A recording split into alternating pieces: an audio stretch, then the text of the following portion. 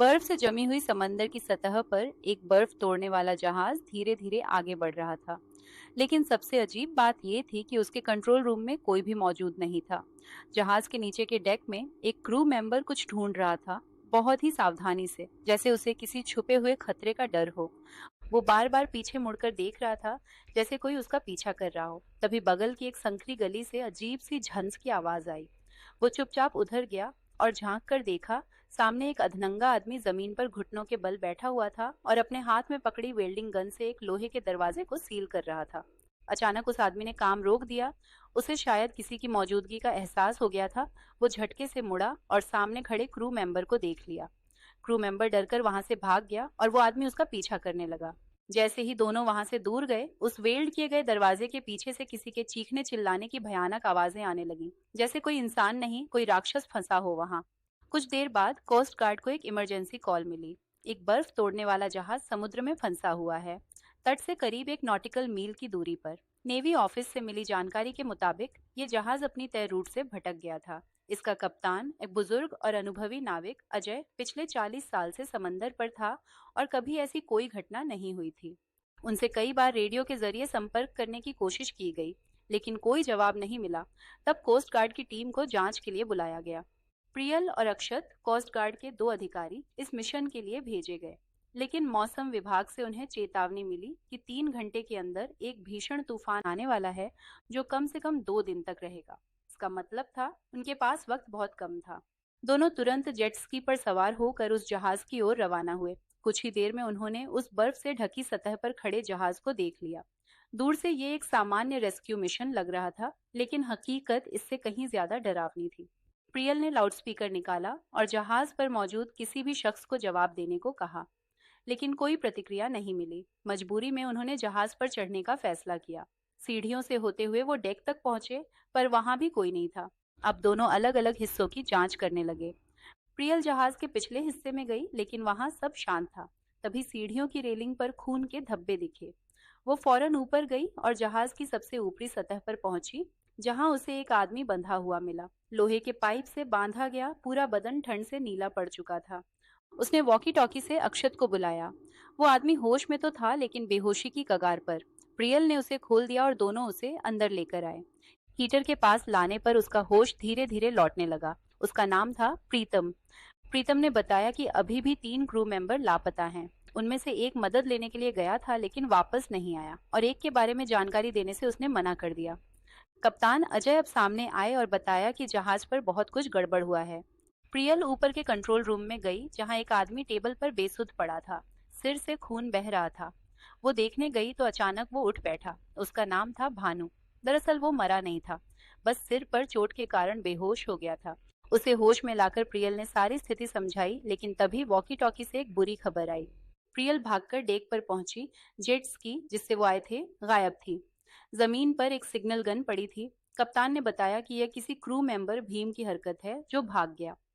प्रियल ने उसे रेडियो पर संपर्क करने की कोशिश की, लेकिन कोई जवाब नहीं मिला। तब तक तूफान भी आ चुका था और अब सबको इसी जहाज पर रात बितानी थी।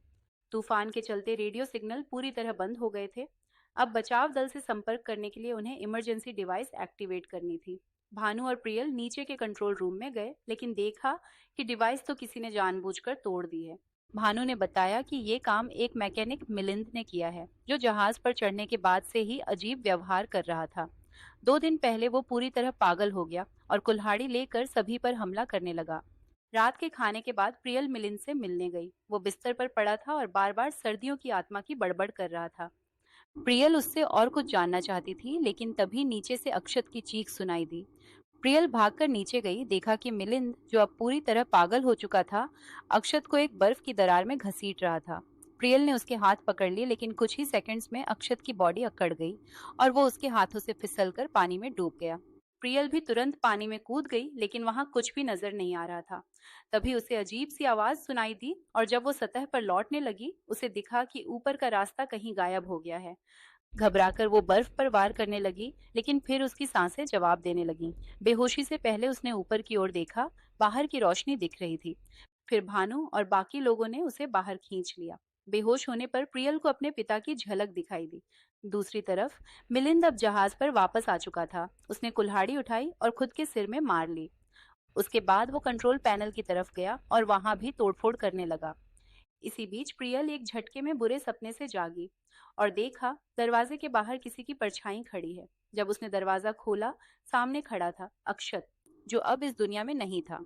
प्रियल को समझ नहीं आया कि ये क्या हो रहा है। तभी किसी ने उसके कंधे पर हाथ रखा। एक झटके में प्रियल की नींद टूट गई। अक्षत गायब हो चुका था। भानु ने उसे संभाला और बिस्तर तक लाकर लिटा दिया, लेकिन उसके चेहरे पर भी बेचैनी थी। उसने भी दरवाजे की तरफ नजर डाली, जैसे वो जानता हो कि प्रियल झूठ नहीं बोल रही। अगली सुबह प्रियल ने उठते ही अपने हथियार चेक किए। उसे अपने साथी की मौत का बदला लेना था। जब तक कातिल जिंदा है, खतरा खत्म नहीं हुआ। लेकिन मिलिंद अब तक कहाँ गायब था, कोई नहीं जानता। प्रियल कप्तान अजय के पास पहुंची और एक सख्त लहजे में सबको इंस्ट्रक्शन दिए कि अब वक्त आ गया है कि मिलिंद को ढूंढा जाए। मगर कप्तान ने उसका आदेश मानने से इनकार कर दिया। उसने कहा, इस वक्त सबसे जरूरी है कि हम रेस्क्यू टीम से संपर्क करें। उसने अपने सहायक इलियास को प्रियल के साथ भेजा ताकि जहाज के हथियार और पावर सिस्टम चेक किए जा सकें। दोनों जब इंजन रूम पहुंचे तो देखा ड्राइवर केबिन से जुड़ा पूरा पावर सिस्टम बर्बाद किया जा चुका था। ये मिलिंद की ही हरकत लग रही थी। तभी ऊपर से किसी के कदमों की आवाज आई। प्रियल ने इलियास को वहीं छोड़ दिया और खुद सीढ़ियां चढ़कर ऊपर चली गई। जैसे ही वह कैबिन कनेक्शन की तरफ बढ़ी, उसने देखा कि भानु और एक क्रू मेंबर माहिर के बीच तेज बहस हो रही थी। प्रियल बीच में कूद पड़ी। माहिर ने जैसे ही उसे देखा, तुरंत हाथ छोड़ दिए और वहां से चला गया। प्रियल ने इस झगड़े का कारण जानना जरूरी नहीं समझा। फिर भानु उसे प्रीतम के कमरे में ले गया। जहाज पर प्रीतम ही मिलिंद का सबसे करीबी दोस्त था। प्रियल के पूछने पर प्रीतम ने माना कि मिलिंद ने ही उसे जहाज की सबसे ऊपरी सतह पर बांधा था।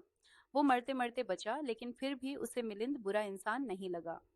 प्रियल जानना चाहती थी पिछली गर्मियों में आखिर हुआ क्या था, मगर प्रीतम ने कुछ भी बताने से इनकार कर दिया।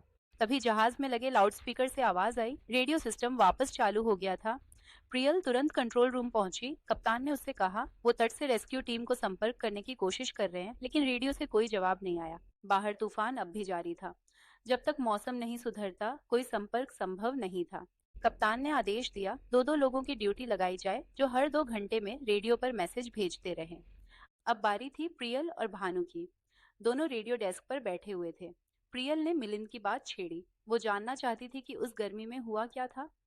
भानु पहले टालने की कोशिश करता रहा, लेकिन अंत में उसने सब कुछ बता ही दिया। पिछले साल मिलिंद ने एक बड़ी इन्वेस्टमेंट में पैसा लगाया था और सब कुछ गंवा दिया। कर्ज के नीचे दब गया। उसे समंदर के अंदर छुपे हुए पुराने जहाजों से खजाना ढूंढने का जुनून था। उसने एक डूबे हुए जहाज की खोज शुरू की, लेकिन उस मिशन में वो खुद ही डूबने वाला था। किसी तरह बच तो गया, लेकिन तब से वो बदल गया। तभी रेडियो से एक डिस्टर्ब सिग्नल आया। कोई मदद की गुहार लगा रहा था। वो था भीम, जो जेट स्की लेकर भाग गया था। उसने कहा वो घने कोहरे में फंस गया है और ठंड से उसके हाथ पैर सुन्न हो रहे हैं। भानु ने पूछा, तू कहाँ है? लेकिन भीम ने जवाब नहीं दिया, जैसे उसे भान की आवाज सुनाई ही नहीं दे रही हो। वो बस एक ही बात बार बार कह रहा था, बहुत ठंड है, बर्दाश्त नहीं हो रही। कुछ ही सेकंड बाद रेडियो पूरी तरह शांत हो गया। भानु ने तुरंत टेलीफोन उठाया और कप्तान को सारी बात बताई। उसी वक्त प्रियल को अपने कानों में धीमी गूंजती हुई कोई धुन सुनाई दी, जैसे कोई कान में गा रहा हो। उसने आवाज का पीछा किया और सीढ़ियों के पास पहुंची। तभी उसे किसी की परछाई सी दिखी। वो तुरंत नीचे दौड़ी और कॉरिडोर के एक सिरे पर मिलिंद को खड़ा पाया। प्रियल उसका पीछा करती हुई इंजन रूम तक पहुंची। मिलिंद वहीं जमीन पर बैठा हुआ था, बस एकटक देख रहा था। फिर जैसे ही प्रियल ने आंखें झपकाई, आसपास धुंध भर गई। जब उसने फिर आंखें खोली, चारों तरफ कोहरा था। उसी कोहरे के बीच सामने उसे कुछ दिखा। सबने टॉर्च निकाली और धीरे धीरे उस चीज की ओर बढ़े। जब पास पहुंचे तब पहचान सके कि वो क्या था। वो वही मोटरबोट थी जो चोरी हुई थी और उस पर बैठा हुआ था भीम। मगर अब वो जिंदा नहीं था। उसका शरीर एक बर्फीले बुत में बदल चुका था। रेस्क्यू टीम को आखिरकार बर्फ से जमे समंदर पर वो जगह मिल गई जहां से सिग्नल भेजा गया था। लेकिन वहां का नजारा हैरान कर देने वाला था। सिग्नल मिलने से लेकर वहां पहुंचने तक का वक्त मुश्किल से 40 मिनट था, लेकिन तब तक उस आदमी की बॉडी पूरी तरह बर्फ में तब्दील हो चुकी थी। वो सिग्नल भेजने वाला अब एक बर्फीली मूर्ति बन चुका था। डेथ रिपोर्ट तैयार करने के बाद प्रियल और बाकी लोग बोट पर लौटने लगे। लेकिन जैसे ही बोट स्टार्ट करने की कोशिश की, इंजन ने जवाब दे दिया। डैशबोर्ड देखा तो फ्यूल गेज बिल्कुल जीरो पर था। प्रियल ने फौरन रेडियो ऑन किया, हेडक्वार्टर से संपर्क करने के लिए। कई बार कॉल किया, लेकिन कोई जवाब नहीं मिला। फिर उसने बोट का स्टोरेज खोला और राहत की बात यह थी कि उसका पार्टनर जोनाथन बेस छोड़ते वक्त एक फ्यूल कैन रख गया था। भानु की आंखें चौड़ी हो गईं और उसने धीरे धीरे दोनों हाथ ऊपर उठा दिए। प्रियल ने जैसे ही पीछे मुड़कर देखा, माहिर ने बंदूक उन पर तान रखी थी। दरअसल जब प्रियल फ्यूल निकाल रही थी, उसी दौरान माहिर ने ड्राइवर सीट से जोनाथन की छोड़ी हुई गन चुरा ली थी। अब मजबूरी में प्रियल को बोट की चाबी सौंपनी पड़ी। जैसे ही माहिर चाबी उठाने झुका, भानु झपट पड़ा। उसका इरादा गन छीनने का था, लेकिन धक्का मुक्की में माहिर का ट्रिगर दब गया। गोली चल गई। गनीमत रही कि गोली जानलेवा नहीं थी, भानु के हाथ में लगी। इस अफरा तफरी में गन नीचे गिर गई और प्रियल ने मौके का फायदा उठाकर माहिर को काबू में कर लिया। उधर जहाज पर प्रीतम को पता चला कि मिलिंद अब पकड़ी जा चुकी है। वो अपने पुराने दोस्त को बचाना चाहता था, लेकिन उसकी माँ अनया इसके खिलाफ थी। कुछ देर बाद अनया अकेले ही कमरे से निकली। हाथ में एक नुकीली छुरी थी। वो सीधा नीचे इंजन रूम पहुंची और मिलिंद के सामने छुरी उसके गले पर रख दी। तभी इलियास ने दौड़कर अनया को खींच लिया और वहां से ले गया। मिलिंद वहीं खड़ी थी, लेकिन जाते जाते उसने छुरी अपने पैर के नीचे दबा ली। जब इलियास और अनया वापस कमरे में लौटे, तो प्रीतम जमीन पर बैठा था। उसकी आंखों में बेचैनी थी। अनया ने उसे शांत करने की कोशिश की, लेकिन उसका दिमाग सिर्फ मिलिंद पर अटका था। उसका मानना था वो मिलिंद को इस अंधेरे से बाहर निकाल सकता है। प्रीतम की बेचैनी बढ़ती देख इलियास ने अनया को बाहर भेज दिया और खुद वहीं रुककर प्रीतम से बात करने की कोशिश की। जैसे ही दरवाजा बंद हुआ, इलियास ने प्रीतम के बाल पकड़ लिए। लेकिन तभी प्रीतम ने कुछ सुना, एक आवाज, कोई पुकार। वो इलियास को झटक कर बाहर भागा। इलियास उसके पीछे दौड़ा, लेकिन तब तक प्रीतम गायब हो चुका था। अगली सुबह प्रियल और टीम बोट से वापस बर्फीले जहाज पर पहुंचे। उन्होंने कप्तान को सत्येन की मौत की जानकारी दी। इसी बीच इलियास भी हड़बड़ाता हुआ वहां आ गया। अब प्रियल ने जहाज में दोनों गायब लोगों की तलाश शुरू कर दी। तभी अनया पास की गली से दौड़ती हुई आई और प्रियल को एक चौंकाने वाली सच्चाई बताई।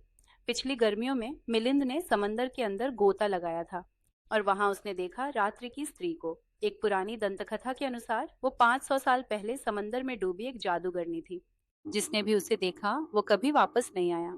मिलिंद जिंदा दिखता है, पर असल में वो मर चुका है, क्योंकि उस जादूगरनी की आत्मा अब उसके अंदर समा चुकी है। और आज शीतकालीन संक्रांति की रात वो आत्मा दोबारा जन्म ले सकती है। अनया की बात खत्म ही हुई थी कि सामने कॉरिडोर से कोई आवाज आई। प्रियल और अनया उस आवाज का पीछा करते हुए इंजन रूम तक पहुंची। वहां एक लोहे का दरवाजा था, जिसके ऊपर मोटी बर्फ की परत जमी थी, जबकि पूरे कमरे का तापमान सामान्य था।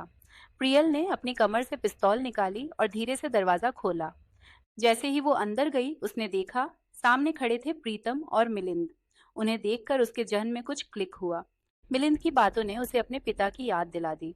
वो शब्द, छोटी लड़की, सिर्फ उसका पिता उसे यूं पुकारता था। और उसका पिता 2 साल पहले लापता हो चुका था।